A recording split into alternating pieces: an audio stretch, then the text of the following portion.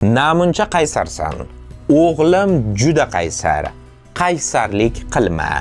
Yoxud o'zbek tilidagi qaysar so'zining Rim imperatori Yuliy Sezarga qanday aloqasi bor? O'zbek tiliga arab tilidan o'tgan qaysar so'zi ildizlari lotincha Sezar, ya'ni Rim imperatori Gay Yuliy Sezar nomiga borib taqaladi.